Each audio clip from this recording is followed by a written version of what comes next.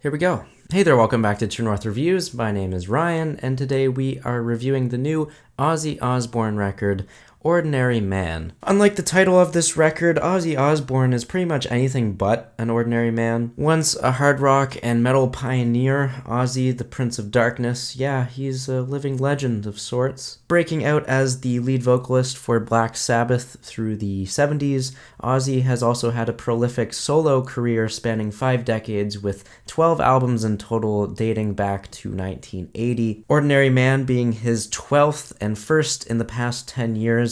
And with that break, many fans might think that Ozzy has been pushed to the side or has been forgotten in the music conversation at large. Heck, even some Post Malone fans didn't even know of his existence in the first place when he featured on the Travis Scott collaboration Take What You Want back in 2019. Which, my god, I hope people were only kidding when they thought Post Malone actually put Osbourne on the map.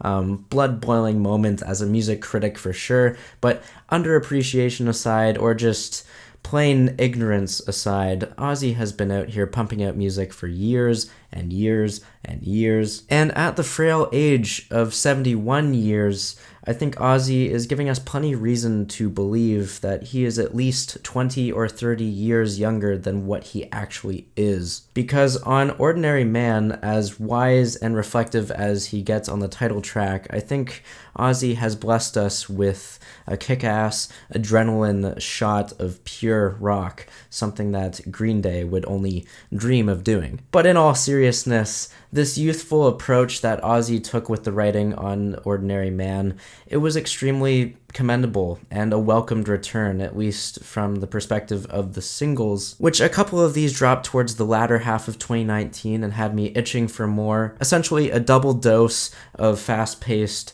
headbanging metal that came through on songs Under the Graveyard and Straight to Hell. Not only did these two tracks present a sinister yet feel-good tone for the record, Ozzy was also incorporating the electric guitar with solos that I can only crave more of in 2020, especially with the current state of rock music. And in the woes of rock music, Osbourne, he's able to call out to his past and current fans who are at unease for his fading relevance that was most obvious with the title track on here. Two of the most famous English songwriters arguably still alive today were brought together with this song, Elton John and obviously Ozzy Osbourne. The two set the stage for a dramatic and a cinematic backdrop of entertainment for us with a very open and honest piano rock ballad. The title track, Ordinary Man, is an addictive tune that only hums inside my head for a million times after I hear it once. With this cut, I appreciate the earnest and redemptive themes. I also love how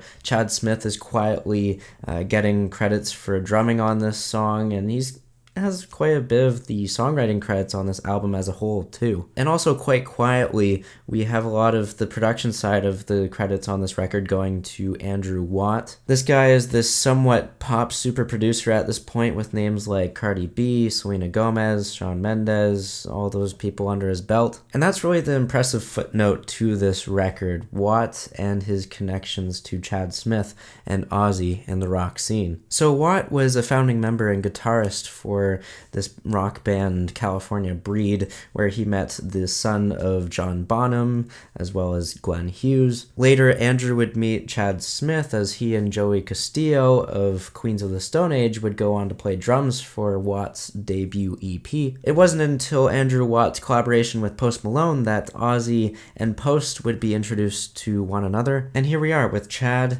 and Watt helping out Ozzy Osbourne, producing a pretty good rock record. Now, what is even more shocking than the story behind bringing Watt and Ozzy together is just how natural the performances on this album came to be. Essentially, Ozzy would jam with the rock stars by day and he would continue to work on the songs by night. Not only did the heart and soul get put into this record, but Ozzy also revitalized the rock band chemistry in a bit of a way. He enlisted Chad Smith to play drums while also bringing Guns N' Roses bassist Duff McKagan on board. And as quickly as these songs came together with the jam session writing approach, the polish and reformed sound are still there. One of my favorite tracks on this album is this production gem. It is called Scary Little Green Men. I love the chiming keys that are heard faintly underneath this thick and sludgy layer of bass. We have the softer and Metallica-like guitar passages in the verses. I also appreciate the little descending bass licks in the pre-chorus. There's also a nice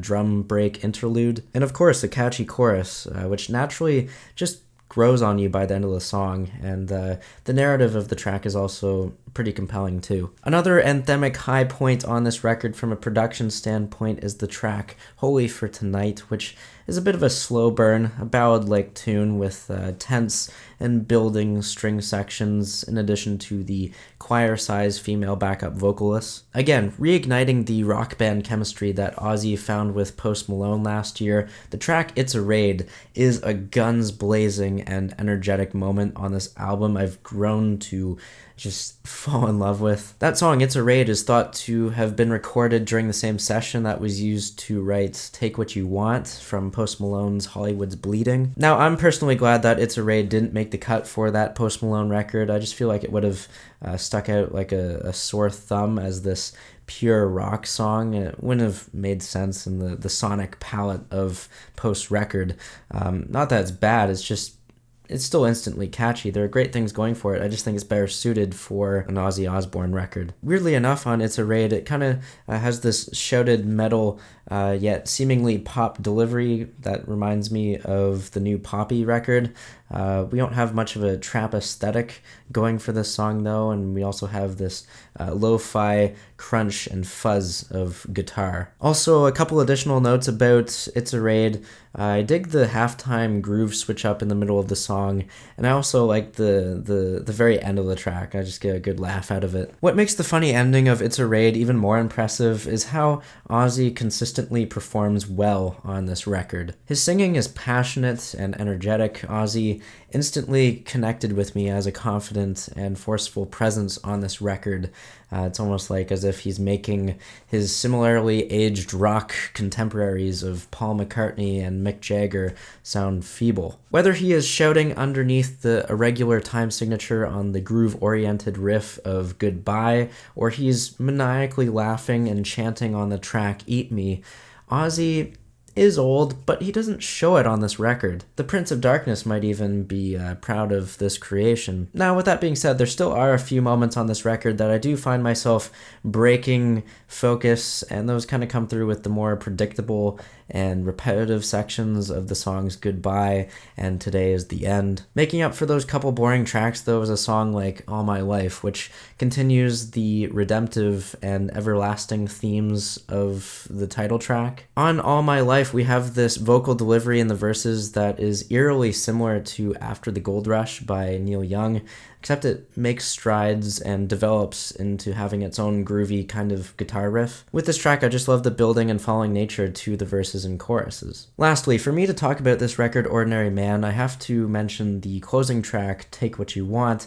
which is an odd ending, even if I do love the track. Between the collaborations with Chad Smith, Watt, and to a lesser extent Post Malone, it makes me think that the union of rock with hip-hop, it ran deeper than what we see on the surface level of this record. It's just giving me this feeling that the inspiration of writing rock in a new light was Ozzy's fascination on Ordinary Man, maybe not the main priority, but it's as if Ozzy was trying very hard to cross over and have success with different genres while still sticking to his strengths, the ones that originally had him innovating the metal genre to begin with. So yeah, on Ordinary Man, Ozzy might be giving rock and rap a revitalized hybridity, something that could turn a few people's heads, and certainly mine. I'm feeling a 7 out of 10 on this record. So those are my thoughts on the new Ozzy Osbourne album, Ordinary Man. Sound off down below in the comments. Let me know what you think of this music. Was it worth your time?